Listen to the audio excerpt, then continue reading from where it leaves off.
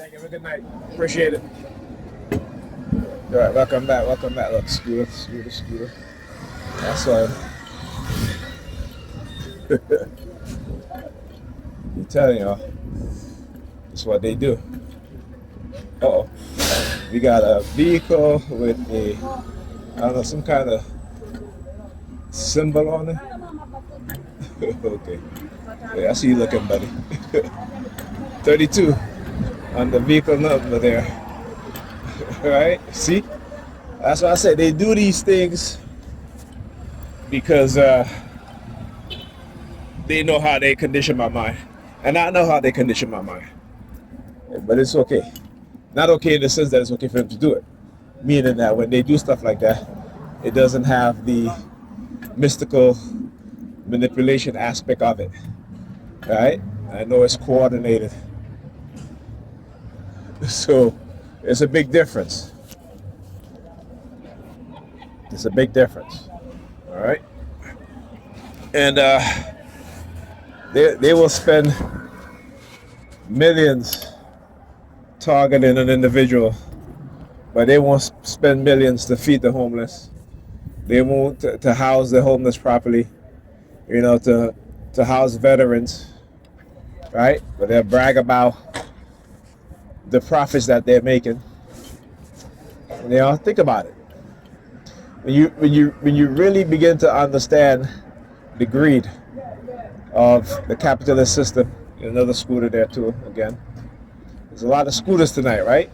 a lot of scooters tonight. Okay. And so when I talk about not just me, but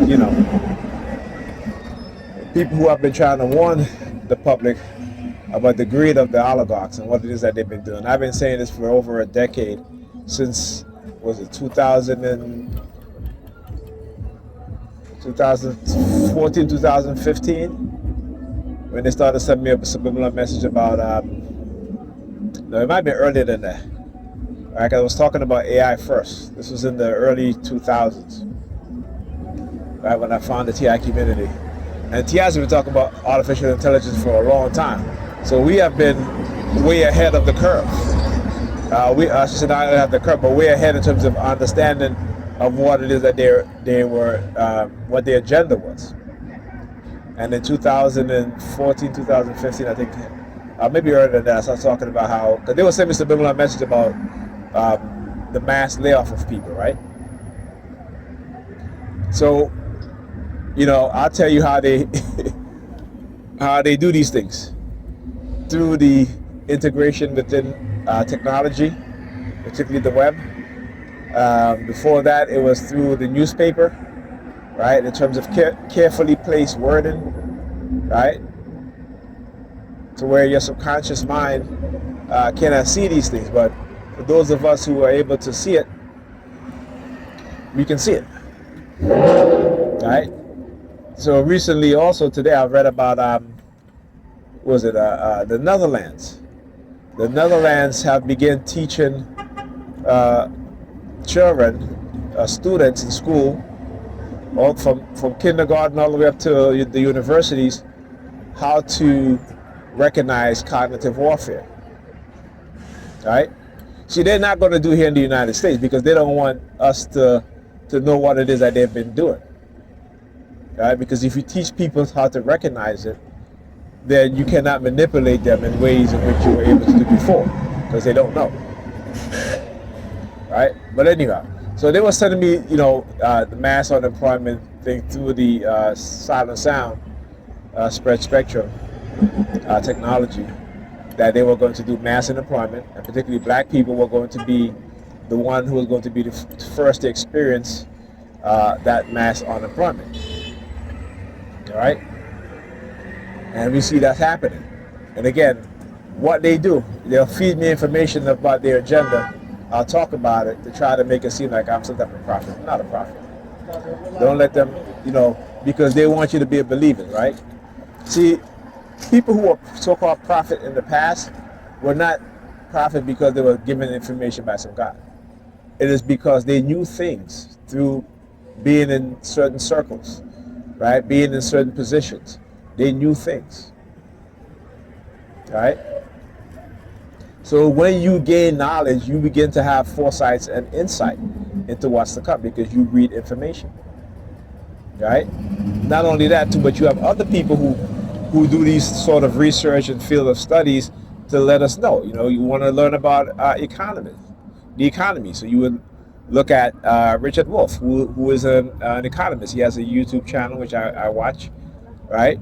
You want to find out about who's developing and creating the new technologies. There's tech sites for that, right? You want to look at tech research paper to show you and let you know what's to come. So when you talk about these things to people who don't know, right? They tend to look at you, particularly if they're religious, they're believers, they look at you like if you're some sort of prophet. But you're not a prophet. You're just a person who have knowledge and information. And you're sharing that information with others. Right? See, when you become conscious, you don't hoard information for yourself. Right? You learn, you get the information, you get the knowledge, and you share it with others so that they too can have some form of consciousness, so that they can take the baton and say, you know what, I'm going to go research and I'm going to go study certain things. This is how you have a society of people who think and who know. Not a society that want to believe. Not a group of people who only want to believe. You know, like I said, I laugh because nigga think that, you know, they're laughing when they do the homeless theme. Not understand that their ass about to be homeless too. Right?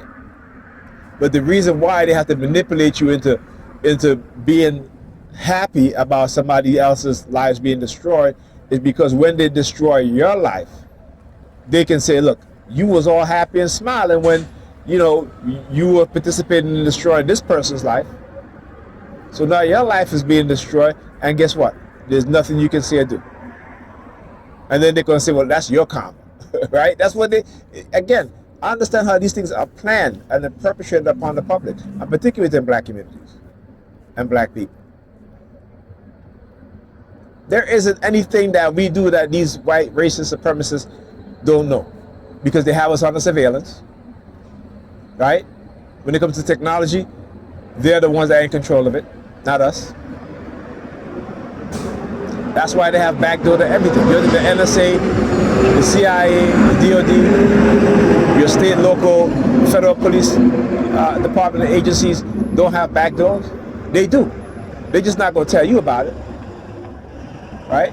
And all you got to do, again, I don't just say these things to say it, but go look at court cases where the New York City Predator Department, as well as the FBI, brought cases to court, and when the defense asked for evidence that it's supposed to turn over to the defense, they refused. And when the defense pushed them on it, they refused. And so they had to drop the case because they don't want to tell the truth. They don't want you and I to find out, right, how they've been engaging in illegal surveillance. Not only illegal surveillance, but entrapment, and using snitches to manipulate, to plant drugs, evidence, what have you, on individuals to say, look, I bought drugs from this person, right? We see this all the time in Chicago. Chicago's infamous for that. But like I said, you only see them do it the majority of the time to black women with young children in their home, or black women living by themselves with no man in the home. Again, I'm not saying it to say it. You can go look at it. The evidence is there. Okay, the evidence is there. And they do this for a reason. But you see, we just look at surface level shit. We don't say, when they do this, pointing guns at our women and our children, we don't say, what trauma are these children going to experience? Well, it is traumatic, but what effect will that trauma have on these children when they grow up? See, we don't say these things, right? When they're flying helicopters, airplanes, sirens all the time in our community, when our children are in school, they know that noise affects children's cognitive ability. It affects our ability as adults, but it affects children's ability even more. They know this, but we don't say anything. We don't say anything. Why is that? Start asking these questions. Why is it that I'm not getting angry? Right? Because they want to create society, particularly amongst black people, so that they can continue to abuse us, and we will not fight back. There will not be a revolution on the part of black people for being mistreated, ill-treated, oppressed, abused, because they have changed us into who they want us to be. Understand that. Okay?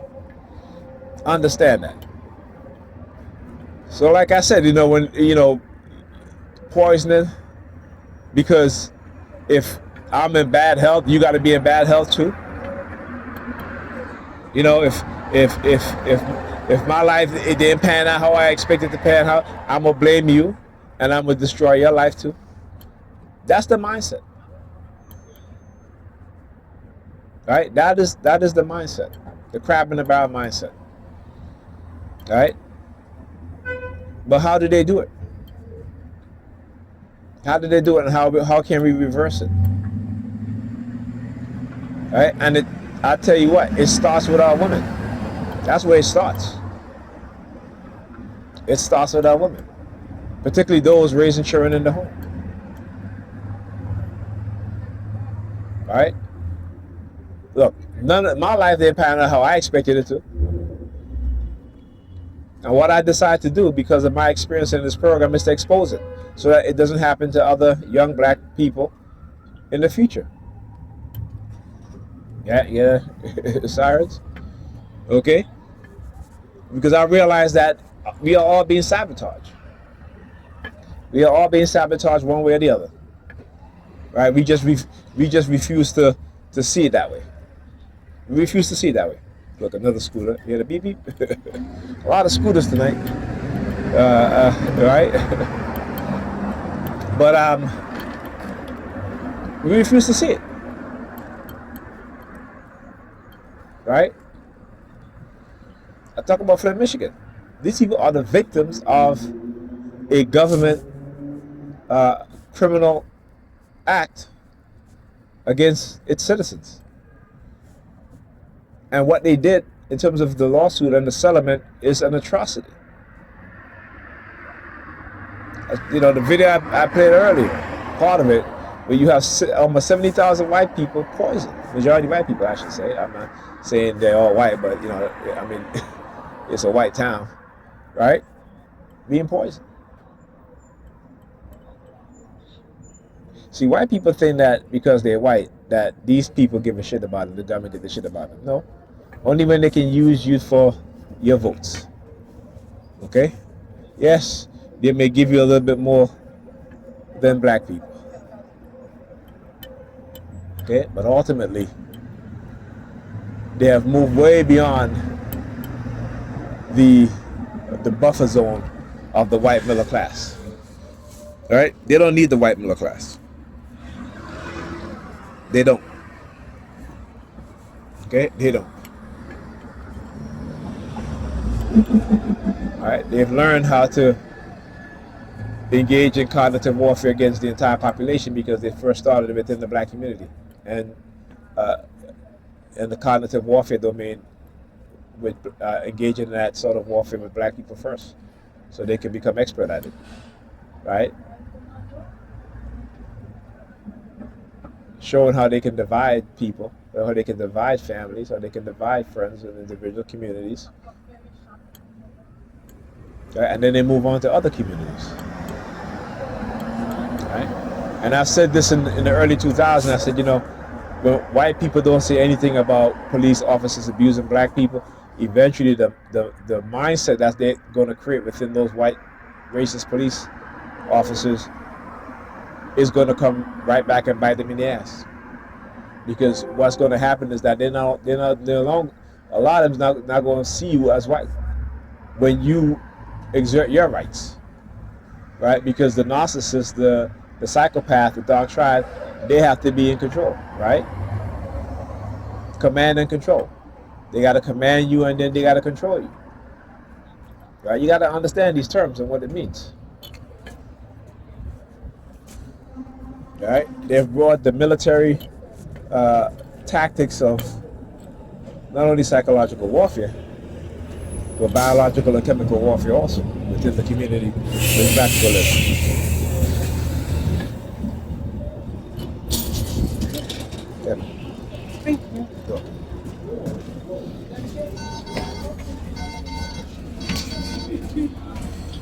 Not again. Yeah.